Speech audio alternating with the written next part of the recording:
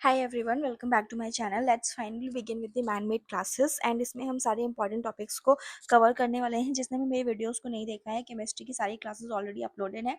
This is the last one which I am going to upload, तो आप जाके यहाँ पर चेकआउट कर सकते हो। और टेलीग्राम चैनल पे भी और यूट्यूब पे भी ऑलरेडी प्लेलिस्ट में सब कुछ पड़ा हुआ है, तो आप वहाँ से देख सकते हो डे वाइज। टेलीग्राम चैनल में मैंने मैनमेड रिसोर्सेज के ऑलरेडी लिंक को पिन कर दिया, जहाँ पे आपको एक दो पेज के नोट्स ही मिल जाएंगे और वो पीपीटी के फॉर्मेट में है। तो जिसे यहाँ से नहीं कवर करना है वो डायरेक्टली उन लिंक से भी कवर कर सकता है। यूट्यूब बायो में मेरा लिंक टेलीग्राम का प्रेजेंटेड है, आप वहाँ से जाके मेन मैसेजेस को चेकआउट कर सकते हो, जहाँ पे सारे मैसेजेस को पिन किया हुआ है। ठीक है, तो let's begin with the first class, that is what are ceramics. Ceramics क्या होते हैं? These are non metallic inorganic materials which are typically crystalline in nature and are composed of compounds that are made up of metallic and non-metallic elements। इसमें कौन कौन से होते हैं? Metals and non metal वाली क्लासेस में we have already covered. Now questions कैसे पूछे जा सकते हैं, जिसमें आपको डायरेक्टली प्रॉपर्टीज से पूछा जाएगा। आपको बताना है इनकी प्रॉपर्टीज क्या होती है सिरेमिक्स की। ये हाई हार्डनेस होते हैं, हाई ऑन हार्डनेस होते हैं एंड स्ट्रेंथ भी इनकी हाई होती है। जैसे कि जो सिरेमिक्स होते हैं आपने देखे भी होंगे, पॉटरी वगैरह होती है, जो जितने आपके सिरेमिक्स के पॉट्स वगैरह बनते हैं वो सारे हार्ड मटेरियल स्ट्रेंथ के होते हैं। And then they are suitable for wear ट्रांजिस resistant applications and high melting point इनका होता है, क्योंकि ये विदस्टैंड करते हैं हाई टेम्परेचर को एंड विदाउट मेल्टिंग और डिग्रेडिंग। ठीक है, ब्रिटलनेस होती है इनके में। Despite their strength, ceramics are brittle in nature and can fracture under tensile strength. अगर आप ज़्यादा फोर्स लगाते हो तो टूटने का डर रहता है। सिमिलरली इलेक्ट्रिकल इंसुलेटर होते हैं, क्योंकि ये गुड इंसुलेटर्स होते हैं इलेक्ट्रिसिटी के, because they are hard solid होते हैं, लेकिन इनमें कोई भी आयंस प्रेजेंट नहीं होते जो इलेक्ट्रिसिटी कंडक्ट करा सके। केमिकल रेजिस्टेंस इनका high, they are resistant to corrosion होते हैं एंड केमिकली अटैक से भी, क्योंकि आपने पॉटरी वगैरह देखी होगी जिस मटेरियल के वो बने होते हैं उनमें कोरोजन के मेटल्स एंड नॉन मेटेलिक दोनों कैरेक्टरिस्टिक शो करते हैं, तो उसमें कोरोजन नहीं हो सकता है इन presence of air and moisture. Sand production कैसे होता है सिरेमिक्स का? तो ये रॉ मटेरियल्स होते हैं, जैसे कि नेचुरल क्ले हो गई। Other minerals are primary raw materials for the ceramics. Generally natural clay होती है। शेपिंग कैसे होता है? They are shape like techniques. उनकी कौन कौन सी होती है? जैसे प्रेसिंग होती है, कास्टिंग होती है, एक्सट्रूजन होता है। फायरिंग में क्या होता है कि जो हाई टेम्परेचर पे जब हम इनको फायर करते हैं तो ये सॉलिडिफाइड फॉर्म में हो जाता है, जिसकी वजह से हार्डनेस इसमें आ जाती है। ठीक है, तो एक्टिव कर फाइनली अचीव कर लेते हैं ये प्रॉपर्टी को, जिसमें जब हम फायर इनको करते हैं तभी ये सॉलिड मटेरियल में कन्वर्ट होते हैं। एप्लीकेशन सबसे इंपॉर्टेंट है जो उससे पूछी जा सकती है। कंस्ट्रक्शन इंडस्ट्रीज में यूज़ करते हैं हम टाइल, जैसे कि टाइल्स हो गए, आपके ब्रिक्स हो गई, सैनिटरी वेयर्स हो गए। ठीक है, टॉयलेटरीज हो गई, आपके एरोस्पेस इंडस्ट्रीज हो गई, उसमें यूज़ होता है। जैसे थर्मल बैरियर हो गया, coating for the engine and components हो गए। मेडिकल में कहाँ यूज़ करते हैं? डेंटल इम्प्लांट्स हो गया, आपके बोन रिप्लेसमेंट हो गया एंड बायो सिरेमिक्स हो गया। इलेक्ट्रॉनिक्स में जैसे कि इंसुलेटर, कैपेसिटर, पाइजो इलेक्ट्रिक मटेरियल्स, इन सब में हम इसका यूज़ करते हैं। तो एप्लीकेशन इसकी इंपॉर्टेंट है। This is the only thing which you need to cover. इसके अलावा आपसे कोई बियॉन्ड इसके हायर कॉन्सेप्ट पे क्वेश्चन नहीं पूछेगा। Now come to the cement part. Cement क्या होता है? It is a binder substance that used in the construction industries to set hardness and adhere to the other material to bind them together. आपको देखो generally भी cement क्या होता है आपको पता ही होता है। टाइप्स ऑफ सीमेंट कौन से होते हैं? एक पोर्टलैंड सीमेंट होता है, एक ब्लेंडेड सीमेंट होता है। इसको आप फ्लो चार्ट के फॉर्मेट में भी लिख के आ सकते हो। मोस्टली जो पोर्टलैंड होता है वो कॉमन टाइप का सीमेंट होता है, जिस कैसे बनता है? जो मिक्सचर होता है लाइमस्टोन और क्ले का। ब्लेंडेड सीमेंट क्या होता है? जितने भी एडिशनल मटेरियल्स होते हैं, जैसे आपके फ्लाई ऐश हो गया, स्लैग हो गया, सिलिका हो गया, इन सबको मिलाकर जो सॉलिड तैयार किया जाता है या फिर जो भी मिक्सचर तैयार किया जाता है उसे हम बोलते हैं ब्लेंडेड सीमेंट, क्योंकि इसमें दो तीन एलिमेंट्स इंक्लूडेड है। जैसे फ्लाई ऐश हो गया जिसमें कार्बन का कंटेंट होता है, स्लैग हो गया, सिलिका का कंटेंट हो गया, तो ये इन्हांस करता है इसकी प्रॉपर्टीज को भी। प्रोडक्शन प्रोसेस क्या होता है इसका? एक्सट्रैक्शन से बनता है। जैसे रॉ मटेरियल्स हो गया आपके लाइमस्टोन, क्ले, इनको एक्सट्रैक्ट करते हैं और फिर हम जो क्वेरीज होती है उससे एक्सट्रैक्ट करते हैं, फिर ग्राइंडिंग करते हैं, मटेरियल को फाइन पाउडर में कन्वर्ट करते हैं, फिर हम हीटिंग करते हैं, हीट से हम रोटरी क्लेन में डालते हैं हाई टेम्परेचर पे to form a clinker.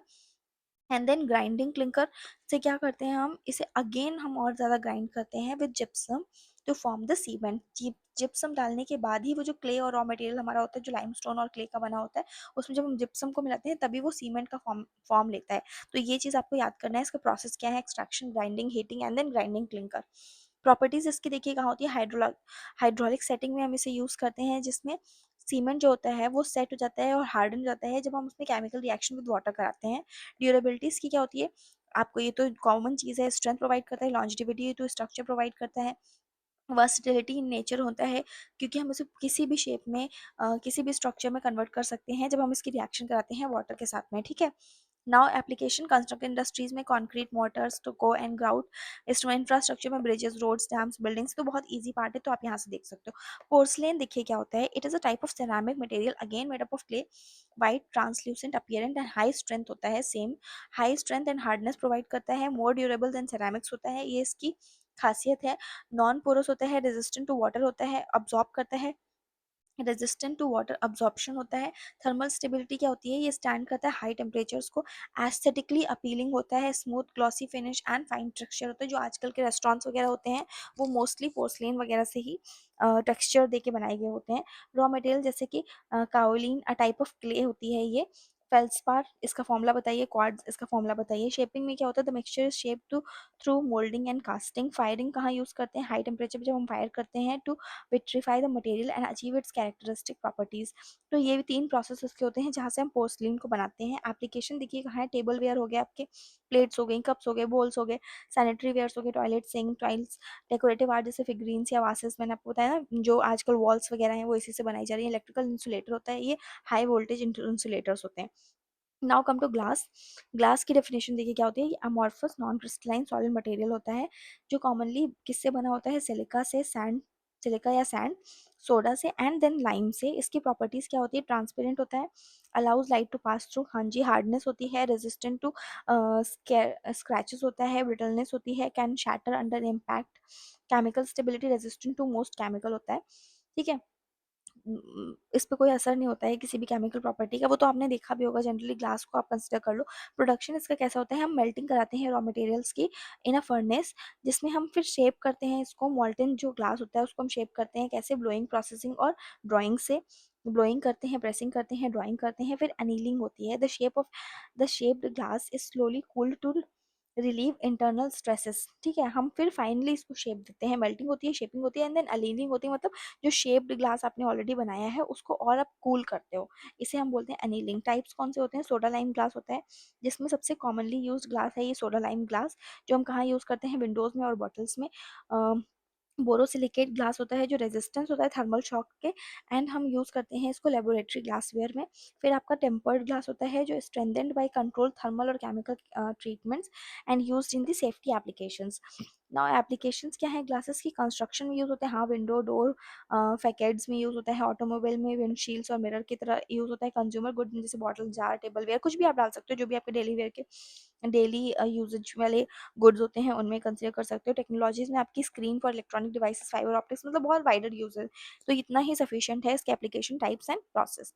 Carbon fibres, this is important, इससे क्वेश्चन पूछा जा सकता है। ये क्या होते हैं, carbon fibres are strong light weight fibres made of carbon atoms arranged in a crystalline structure. ये डेफिनेशन सफिशिएंट है आपको लिख के आने के लिए। प्रॉपर्टीज इसकी क्या होती है, high strength to weight ratio होता है, ये इंपॉर्टेंट चीज़ है।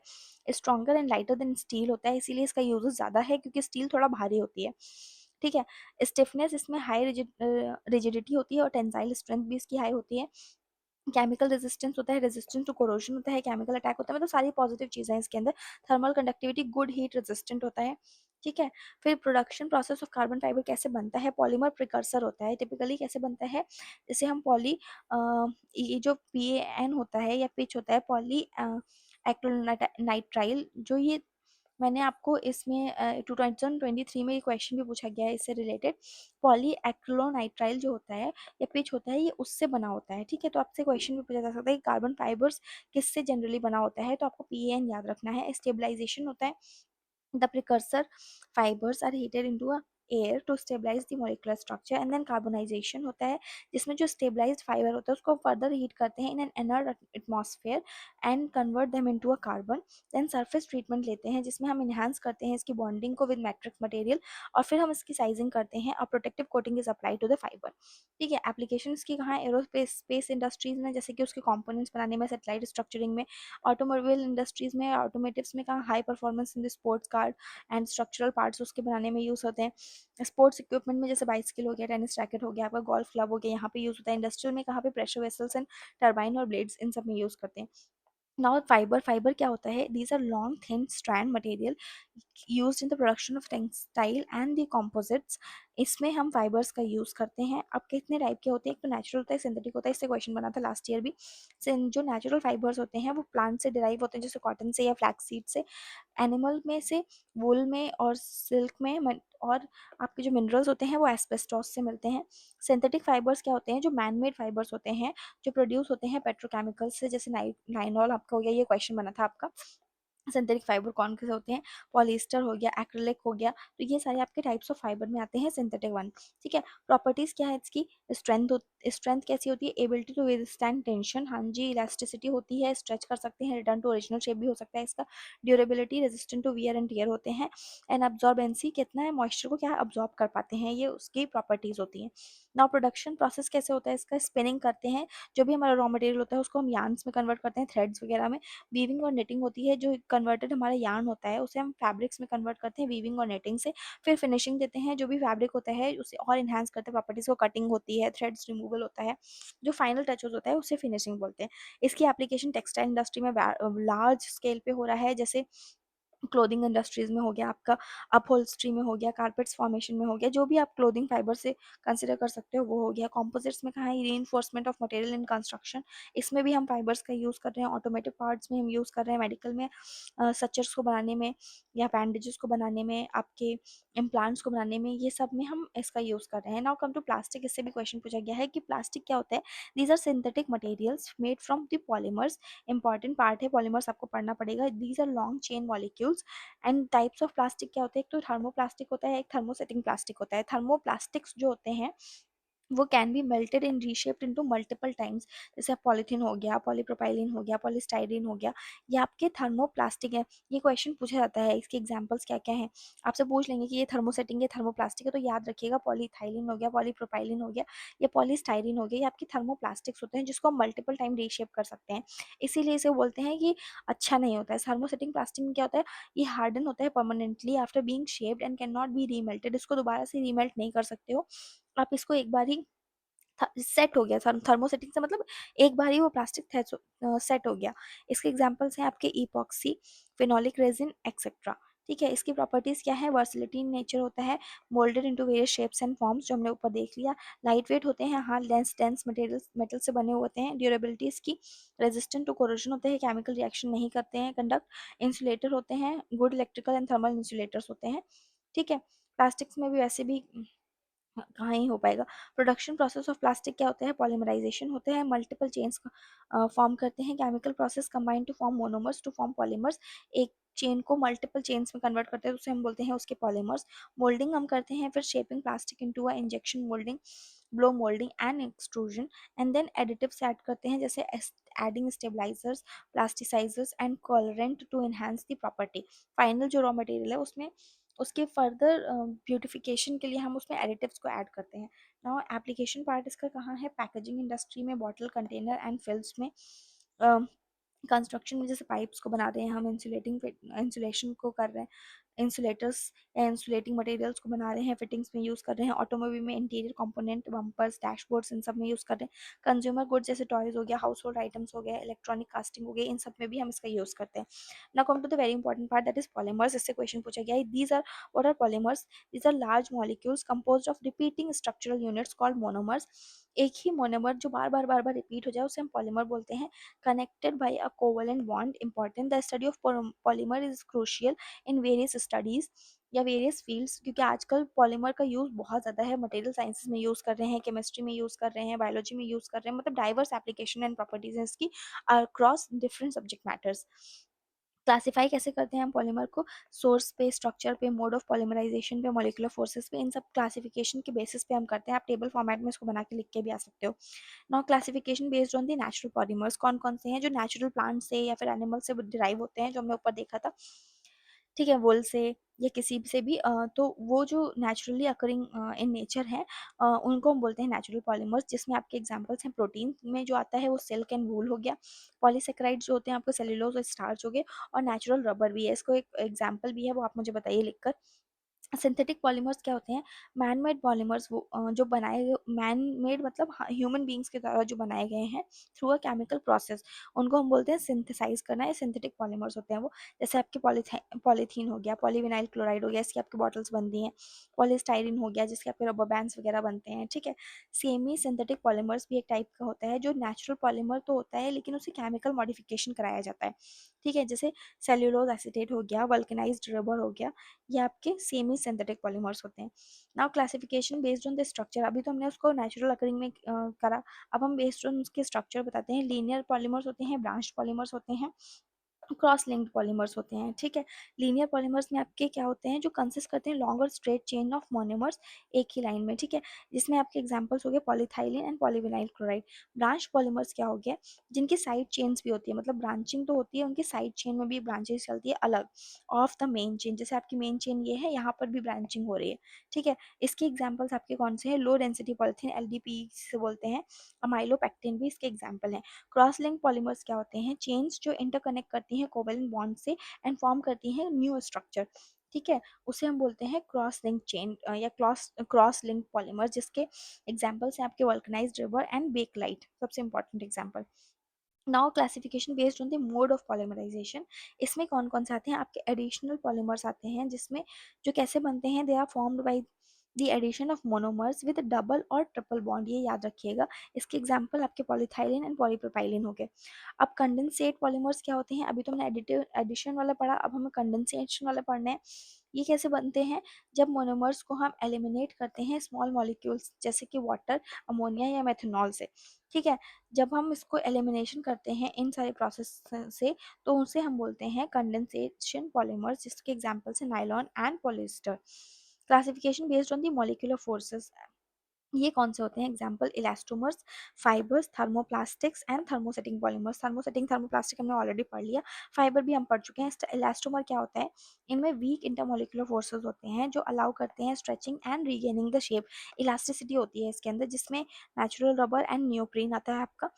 फाइबर्स क्या होते हैं? ये स्ट्रॉन्ग इंटरमोलिकुलर फोर्सेस शो करते हैं leading to higher tensile strength, जिसकी वजह से इनका यूज मल्टीपल इंडस्ट्रीज में है, जिसके एग्जांपल्स हैं आपके नायलॉन एंड पॉलिएस्टर।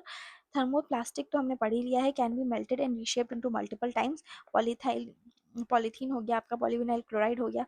थर्मोसेटिंग में जो हार्डन हो जाते हैं permanently after moulding and can not be remelted, जैसे बेकलाइट हो गया, इपॉक्सी और एक्सिन्स हो गया, ठीक है। अभी पॉलीमराइजेशन प्रोसेसेस क्या होते हैं? एक तो आपका एडिशन पॉलीमराइजेशन होता है, जो हमने पढ़ा था, जिसमें मोनोमर्स को डबल या ट्रिपल बॉन्ड में कन्वर्ट कर देते हैं, जो चेन रिएक्शंस फर्दर कराते कराते। इसका स्टेप क्या होता है? एक तो हम कराते हैं इनिशिएशन। इनिशिएशन में क्या होता है? Formation of free radical.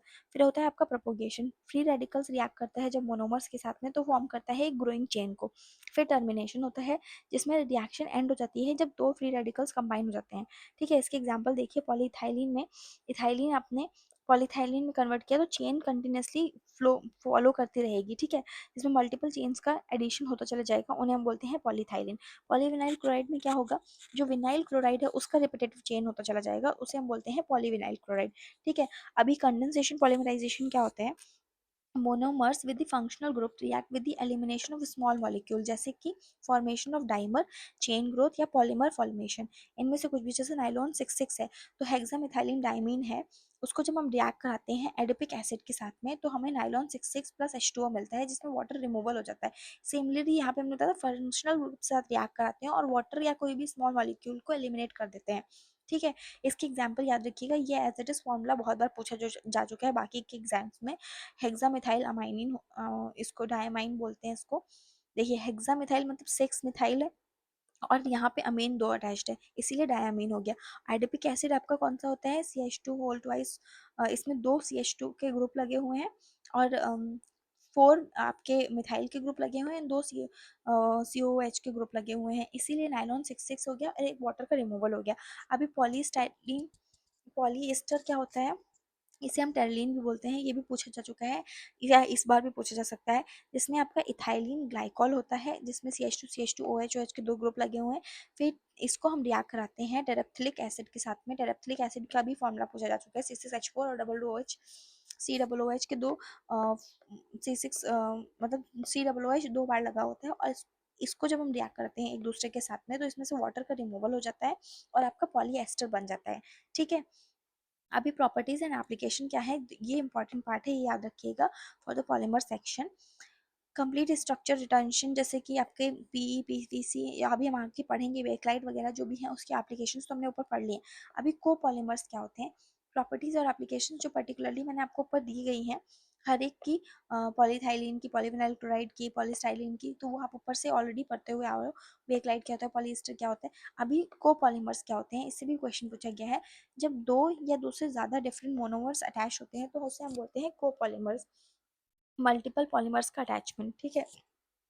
इसके टाइप्स कौन कौन से होते हैं, एक तो रैंडम होता है, एक ब्लॉक होता है, एक ग्राफ्ट होता है, ठीक है। Random copolymer, block copolymer and graft copolymer. इसके एग्जांपल्स देखिए, आपको स्टाइरीन ब्यूटाडीन रबर जो होता है वो आपका कोपॉलीमर है, एसबीआर। और एक्रोनाइट्राइल ब्यूटाडीन स्टाइरीन जो है, एबीएस, वो भी आपका कोपॉलीमर है। इसका यूज हम कहाँ करते हैं, स्टाइरीन ब्यूटाडीन एंड रबर का टायर्स में, फुटवेयर्स में, कन्वेयर बेल्ट्स में। लेकिन आपका जो एक्रीनाइट्राइल है, ब्यूटाडीन स्टाइरिन, उसको हम ऑटोमेटिक पार्ट्स में, इलेक्ट्रॉनिक्स में, टॉयज में, इन सब में यूज़ करते हैं। अभी बायोडिग्रेडेबल पॉलीमर्स कौन से होते हैं, तो इम्पोर्ट मतलब ईजी है। इसका इंपॉर्टेंस कहाँ पे है, जैसे ये डिकम्पोज कर जाते हैं naturally through the action of micro organism and reduces the pollution, और इनका करंटली यूज ज़्यादातर किया जा रहा है। जितने भी नए स्टार्टअप्स आ रहे हैं, जितनी नई इंडस्ट्रीज बिल्ड हो रही हैं, वो इसी का बायोडिग्रेडेबल पॉलीमर्स का यूज़ कर रही हैं, जिसमें आपके पॉली लैक्टिक एसिड्स हो गए, पीएलए, पैकेजिंग में, डिस्पोजेबल टेबलवेयर में, मेडिकल इम्प्लांट्स में, इसमें गवर्नमेंट ने इसके लिए सब्सिडीज भी प्रोवाइड कराना शुरू कर दिया है, इसीलिए 60% सब्सिडी प्रोवाइड करती है आपको। पॉलीहाइड्रोक्सी एल्कोनेट जो है आपका, वो कहाँ यूज़ होता है, एग्रीकल्चरल फिल्म्स में, पैकेजिंग में, बायोमेडिकल यूज़ में, और ड्रग्स एंड मेडिसिन में भी इनका यूज़ हो रहा है। जैसे कि जो ड्रग्स एंड मेडिसिन में भी इनका यूज़ तो हो ही रहा है बायोडिग्रेडेबल पॉलीमर्स का। लेकिन ये होते क्या हैं, जो ड्रग्स होते हैं वो केमिकल सब्सटेंसेस होते हैं जो इंटरेक्ट करते हैं बायोलॉजिकल सिस्टम से to diagnose, prevent and treat the diseases, where medicine जो होती हैं उन ड्रग्स के फॉर्मुलेशंस को थेरेप्टिक यूज के लिए यूज करी जाती हैं, ठीक है। कैसे टाइप के ड्रग्स होते हैं, इन पर भी क्वेश्चन पूछा गया है डायरेक्टली। ये यूपीपीसीएस का बहुत फेवरेट टॉपिक है कि टाइप्स ऑफ ड्रग्स होते हैं, उसके एग्जांपल्स क्या होते हैं, ठीक है। डायरेक्टली पूछा गया है एज इट इज क्वेश्चन, तो आप ये टेबल बहुत अच्छे से याद कर लीजिए। एंटा एसिड्स क्या होते हैं, ऐसे सब्सटेंसेस जिनको हम जो यूज कर किए जाते हैं न्यूट्रलाइज एक्सेस एसिडिटी को न्यूट्रलाइज करने के लिए और relieve symptoms of indigestion and heartburn. Antacids होते हैं, इसकी एग्जांपल क्या है, मैग्नीशियम हाइड्रोक्साइड या milk of magnesia, aluminium hydroxide, calcium carbonate, ये सब यूज किया जाता है एंटासिड्स के ड्रग के फॉर्मेट में। कैसे इनका मैकेनिज्म होता है, ये न्यूट्रलाइज करते हैं हाइड्रोक्लोरिक एसिड को इन स्टमक में और रेज करते हैं पीएच लेवल को टू रिड्यूस द एसिडिटी, ठीक है। अगर हम राइजिंग पीएच की लेवल को बढ़ा देंगे तो वो बेसिक ज़्यादा बन जाएगा। इसीलिए आपका एंटी हिस्टामाइंस होते हैं, जो ड्रग्स होते हैं, ये एलर्जी को ट्रीट करने के लिए यूज किए जाते हैं by blocking the action of histamine. इसमें कौन कौन से ड्रग्स आते हैं, आपके डाई डाइफेन हाइड्रामाइन होता है, जिसको हम बेनेड्रिल बोलते हैं। सिट्रोजिन होता है, जिरटैक होता है, लोराटारीन होता है, जिसमें आपके क्लैरिटिन होता है। इनकी दवाइयाँ एज इट इज़ इनके नाम से भी आती हैं। ये क्या करता है, बाइंड करता है हिस्टामिन रिसेप्टर को, प्रिवेंट करता है हिस्टामिन को जो फर्दर एलर्जी सिम्टम्स को कॉज कर पाए। एनालिटिक्स क्या होते हैं, जो पेन रिलीविंग ड्रग्स होते हैं उन्हें हम एनालिसिस बोलते हैं। इनसे directly match the following type का क्वेश्चन बनता है। पैरासीटामोल आपका हो गया, एसिटामिनोफेन हो गया, एस्पिरिन हो गया, आइबुप्रोफेन हो गया, ये सब आपका एनालिटिक्स हैं, इनहिबिट करते हैं। ये डायरेक्टली क्वेश्चन पूछा गया कि पैरासीटामोल कौन सा टाइप का ड्रग है, तो एनालिटिक्स होता है वो। इनहिबिट करता है प्रोडक्शन ऑफ प्रोस्टेट ग्लैंडिन्स को, रिड्यूस करता है इन्फ्लेमेशन को और पेन को। एंटी माइक्रोबियल्स कौन कौन से होते हैं, drugs that is use to treat the infection cause by the microorganism, जैसे बैक्टीरिया, वायरस, फंजाई, पैरासाइट, जिससे भी जो डिजीजेज या इन्फेक्शन कॉज होता है उनको ट्रीट करने के लिए एंटी माइक्रोबियल्स का यूज़ किया जाता है। इसमें एंटीबायोटिक्स आती हैं, जैसे कि आपके पेनिसिलिन हो गया, एमॉक्सिलिन हो गया, सिप्रोफ्लॉक्सिन हो गया। एंटीवायरल्स जो होते हैं उसके लिए आपके हो गया ओस्टलामिवीर हो गया, टैमीफ्लू हो गया, एक्रिलोवायर हो गया। एंटी फंगल में क्या हो गया आपका, फ्लुकानोजोल हो गया, क्लोरेटोमाइजोल हो गया। एंटी पैरासिटिक्स में आपका मेबेंडाजोल हो गया, आपका एवरमेक्टिन हो गया। ये किल करता है या इनहिबिट करता है माइक्रो ऑर्गेनिज्म को by targeting the specific component और the process necessary for their survival. Similarly आपके ट्रैंकुलाइजर्स एंड एंटी डिप्रेसेंट्स आते हैं जो आजकल लोग बहुत ज़्यादा, छोटे बच्चे बहुत ज़्यादा यूज़ कर रहे हैं। Drug use to treat the mental health such as disorder, anxiety हो गया, डिप्रेशन हो गया, स्किज़ोफ्रेनिया हो गया, इन सबको ट्रीट करने के लिए ट्रैंकुलाइजर्स होते हैं। जिसमें आपका सबसे ज़्यादा बिकने वाला जो है वो आपका डाइज़ेपम हो गया, जैसे वैलियम बोलते हैं हम, एल्प्राजोमलम हो गया जिसे ज़ानैक्स बोलते हैं, एंटी डिप्रेसेंट जैसे आपका फ्लोक्सोटीन हो गया, प्रोजैक या फिर सर्टेलिन हो गया, ज़ोलॉफ्ट। ये क्या करता है, एक्ट करता है सेंट्रल नर्वस सिस्टम पे to stabilise the mood and reduces the symptoms of mental disorder. Doctors भी जनरली यही प्रेफर करते हैं। नाउ ड्रग एक्शन एंड उसके साइड इफेक्ट क्या है। जब जब ड्रग इंटरैक्ट करता है विद बायोलॉजिकल टारगेट जैसे रिसेप्टर हो गया, एंजाइम हो गया, आयन चैनल हो गया, एंड प्रोड्यूस करता है थेरेप्टिक इफेक्ट्स को। साइड इफेक्ट्स इसके क्या होते हैं, unintended and often adverse effect इनकर अकर करते हैं, जैसे कि जो आपके जो इफ़ेक्ट्स होते हैं, मतलब जो आपके एलर्जीज़ या सिम्पटम्स होते हैं, उसके साथ-साथ एक डिज़ायर्ड थेरेप्टिक इफ़ेक्ट भी प्रोवाइड करते हैं। ये मॉनिटर करते हैं, मैनेज करते हैं साइड इफ़ेक्ट्स को for the safe medical use. ठीक है?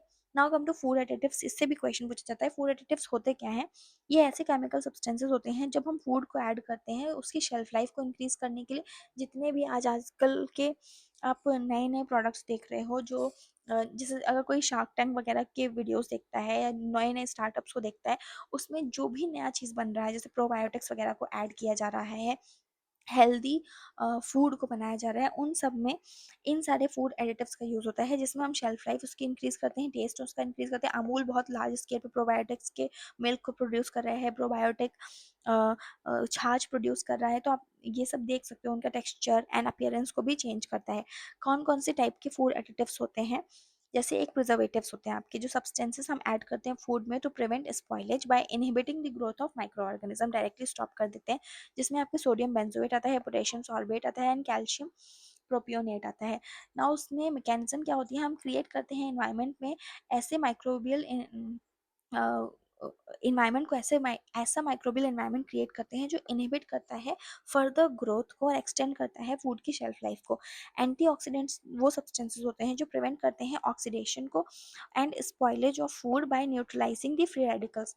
ये फ्री रेडिकल्स को न्यूट्रलाइज करते हैं, जिसमें आपका एस्कॉर्बिक एसिड हो गया जो विटामिन सी है, टोकोफेरॉल्स हो गया, vitamin E, and butylated and hydroxy anisole BHA हो गया, ब्यूट्रालेटेड हाइड्रोक्सी एनिसोल BHA।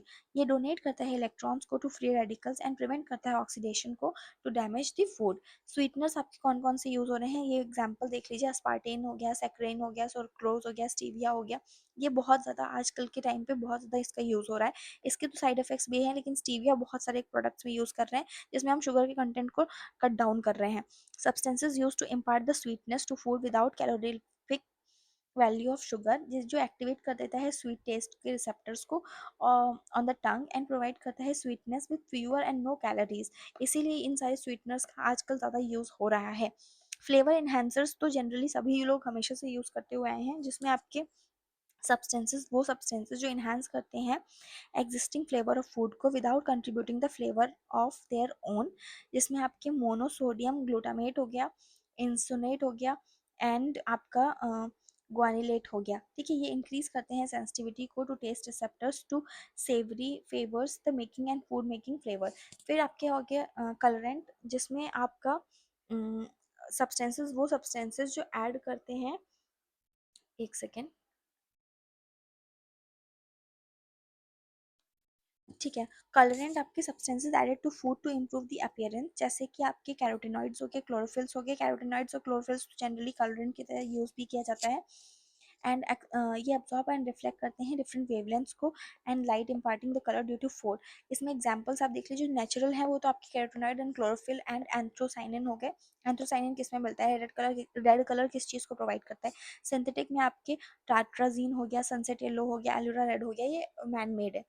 अभी पर्सनल केयर प्रोडक्ट्स में देख लीजिए, chemistry plays a vital role in the formulation of personal care products and daily uses, जिसमें आपकी शैम्पूज एंड कंडीशनर हो गया। अभी सब लोग पैराबेन फ्री, अल्कोहल फ्री, ये सब कुछ बोलते हैं ना, तो वो सब कुछ कौन से पर्सनल केयर प्रोडक्ट्स में होता है, यूज़ होता है। इसके इंग्रेडिएंट क्या होते हैं, सर्फेक्टेंट हो गया, जैसे कि आपका सोडियम लॉरियल सल्फेट या सोडियम लॉरिथ सल्फेट्स, इसको हम यूज़ करते हैं। कंडीशनर्स में हम सिलिकॉन्स को, क्वाटरनरी अमोनियम कंपाउंड्स को यूज़ करते हैं। एडिटिव्स में आपके फ्रेगनेंस हो गया, प्रिजर्वेटिव्स हो गया, पीएच एडजस्टर हो गया। इनके फंक्शंस क्या हैं? जो सर्फेक्टेंट्स होते हैं वो क्लीन करते हैं emulsifying oils and dirt from the head, या फिर जब भी आप सर धुलते हो या फिर हेड वॉश करते हो तो यही सर्फेक्टेंट्स यूज़ होते हैं। कंडीशनर स्मूथन करता है और प्रोटेक्ट करता है हेयर को। जनरल चीज़ है जो आपकी डेली लाइफ में आप ऑब्जर्व कर रहे हो, उसी चीज़ को आप वर्डिंग्स में यहाँ लिख रहे हो। टूथपेस्ट में कौन से इंग्रेडिएंट्स को यूज़ किया जाता है? कैल्शियम कार्बोनेट और सिल्का को, जो अब्रेसिव्स की तरह एक्ट करते हैं। फ्लोराइड्स ऐड करते हैं, sodium fluoride and stannous fluoride को यूज़ करते हैं। ह्यूमेक्टेंट क्या होते हैं? ग्लिसरीन एंड सॉर्बिटॉल, जो आपको थोड़ा सा स्लिपरी इफेक्ट देते हैं। एंड आपके बाइंडर्स कौन से होते हैं? जैंथम गम एंड कैरागिनम। फंक्शंस इसके क्या है? Abrasive remove and plaque stains, जो भी हमारे टीथ्स में लगा होता है। फ्लोराइड स्ट्रेंथन करता है इनेबल को एंड प्रिवेंट करता है कैविटीज को। ह्यूमेक्टेंट क्या करते हैं? ये रिटेन करते हैं मॉइस्चर को, और बाइंडर्स कंटेन करते हैं टेक्सचर को। ठीक है। सनस्क्रीन में कौन से इंग्रेडिएंट्स का यूज किया जाता है? यूवी फिल्टर को प्रोवाइड करता है ये, जिसमें फिजिकल ब्लॉकर्स होते हैं जैसे कि जिंक ऑक्साइड हो गया, टाइटेनियम डाइऑक्साइड हो गया। केमिकल अब्जॉर्बर्स कौन से होते हैं? एवोबेंजोन हो गया या ऑक्सी ऑक्टिनोजेट हो गया। ठीक है। ये आपके केमिकल अब्जॉर्बर्स है। मॉइस्चराइजर्स में तो glycerine and hyaluronic acid use होता है। एंटीऑक्सीडेंट्स में vitamin C and vitamin E use होता है। फंक्शंस इसके क्या है? ये फिजिकल ब्लॉकेज को प्रोवाइड करते हैं ताकि यूवी रेज को रिफ्लेक्ट बैक कर पाए। केमिकल अब्जॉर्बर क्या करता है? अब्जॉर्ब करता है एंड डिसिपेट करता है यूवी रेडिएशंस को, प्रिवेंट करता है स्किन के डैमेज को बाय यूवी एक्सपोजर। टेक्सटाइल्स हमने ऑलरेडी पढ़ लिया है। इसमें ये फाइबर से बने होते हैं, वाइडली यूज होते हैं क्लोथिंग इंडस्ट्री में, फर्निशिंग में, इंडस्ट्रियल एप्लीकेशंस में। नेचुरल फाइबर्स कौन कौन से होते हैं? आपके कॉटन, जिसमें सॉफ्ट ब्रीदेबल अब्जॉर्बेंट होता है, used in the clothing towel and bedding industries. Wool में आपकी insulating, moisturising, wicking and durability होती है। स्वेटर्स की तरह यूज करते हैं, सूट्स एंड कारपेट्स में यूज करते हैं।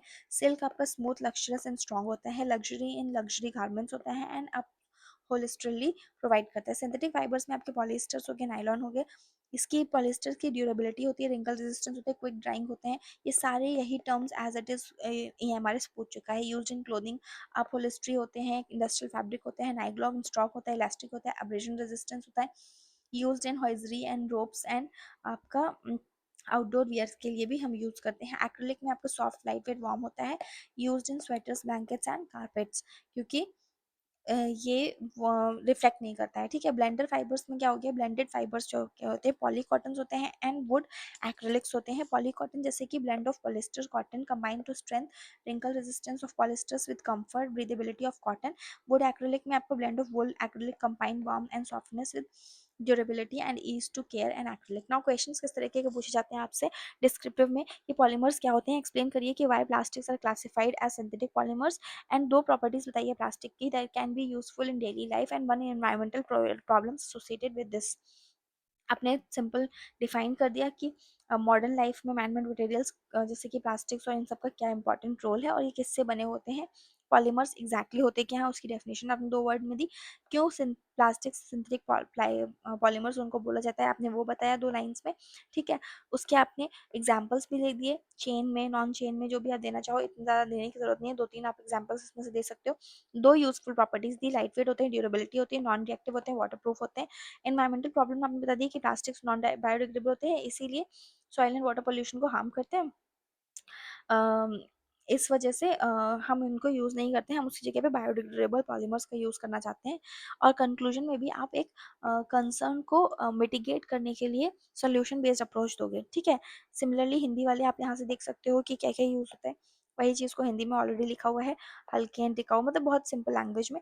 दूसरा क्वेश्चन आपका, प्रोसेस क्या होता है नायलॉन और रियॉन बेकिंग का, ब्रीफली आप बताइए। स्टेट करिए एक प्रॉपर्टी को और एक कॉमन यूज़ को, और एक्सप्लेन ये भी करिए कि Y nylons are prefer over रेयॉन्स। ठीक है। तो आपने नायलॉन बता दिया, एक प्रोसेस बता दिया ब्रीफ में कैसे वो बनता है, उसकी पॉलीमर्स का रिएक्शंस बता दिया आपने, उसके डायग्राम को आपने शो करके दिखा दिया। एंड एक प्रॉपर्टी की स्ट्रॉन्ग एंड इलास्टिक होते हैं, common use ropes and parachutes में यूज करते हैं। क्यों हम इसे प्रेफर करते हैं? क्योंकि हाई टेंसाइल स्ट्रेंथ होती है। और नायलॉन को आपने कंक्लूड कर दिया, उसकी एक पॉजिटिव चीज बता के इसको वाइडली यूज क्यों किया जाता है। सिमिलरली हिंदी वाले यहाँ से देख सकते हैं अपने आंसर को। Now come to third question, bioplastics क्या होते हैं? एक्सप्लेन करिए बायोप्लास्टिक्स को कैसे हेल्प करता है रिड्यूस करने में प्लास्टिक पोल्यूशन, और इसके एक एग्जांपल दीजिए डेली यूज के हिसाब से। सिमिलरली आप यहाँ से पॉज करिए, यहाँ से पढ़ लीजिए how they are useful, why they are useful, एक आप इसको, ये तो बहुत सुंदर डायग्राम मेरे स्टूडेंट्स ने सबने बनाया है, तो आप इस तरीके का डायग्राम बना के आ सकते हो। ये मैंने 2 तरीके का दिया है, तो आप कोई भी चूज़ करके एक सिंपल जब टाइम जैसा परमिट करे वो बनाओ। एग्ज़ाम्पल्स आप लिख दो, कंपोस्टेबल कैरी बैग या जूट कैरी बैग अभी जो करंट टाइम पे यूज़ किया जा रहा है वो सस्टेनेबल ऑल्टरनेटिव, इसके अलावा क्या क्या हो सकता है, आप उसमें कंक्लूजन बता दो। ठीक है। Now what do you understand by the term composite material, ये आपको बताना है। एक कंपोजिट मटेरियल का एग्जांपल दीजिए एंड उसके एडवांटेजेस एंड प्रॉपर्टीज बताइए। क्यों प्रेफर करते हैं एयरक्राफ्ट इंडस्ट्री और ऑटोमोबाइल इंडस्ट्री में इसको, तो आपने ये बता दिया। सिमिलरली आप पॉज करिए, यहाँ से आंसर को पढ़िए और इसका पूरा पॉइंट्स देख लीजिए। ठीक है, हिंदी वाले भी सेम यही कर सकते हैं। नाउ प्लास्टिक बैग, अब आपका क्वेश्चन नंबर ये है कि वो कोई एक प्लास्टिक बैग है और पेपर बैग है, उसे यूज़ करते हैं कैरिंग गुड के लिए, लेकिन कंपेयर करिए on the basis of reusability and environmental impact, और सजेस्ट करिए एक कोई वे फॉरवर्ड जिसमें आप रिड्यूस कर सको प्लास्टिक वेस्ट को। ये थोड़ा सा एनालिटिकल एस्पेक्ट पे है, या अपने अपने चॉइस से अपने आंसर, अपना जो आप थॉट प्रोसेस रखते हो उस तरीके से इस आंसर को लिख सकते हो। सो आप उससे एक पूरा लाइफ साइकिल भी बना के दे सकते हो, एक बेस्ट यूज़ बता सकते हो।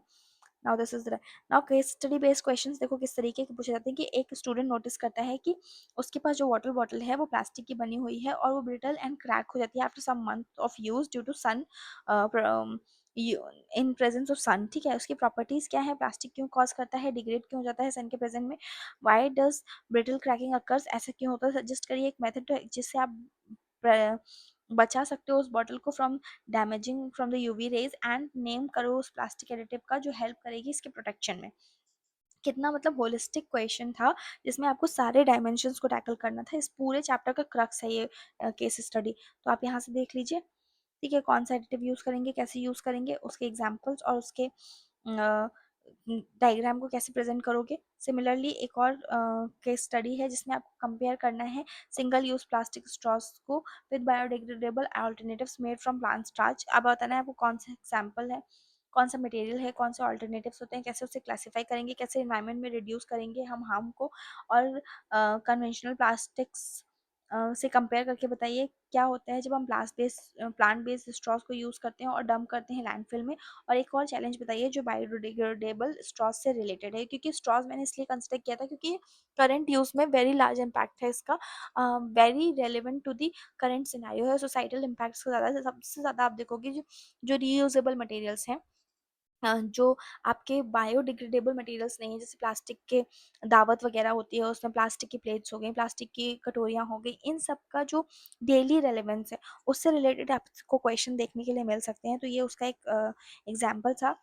So that is it from my and and this I think yes, yes, so that is it from my end, and I hope this video is helpful for understanding the man-made part of the entire topic।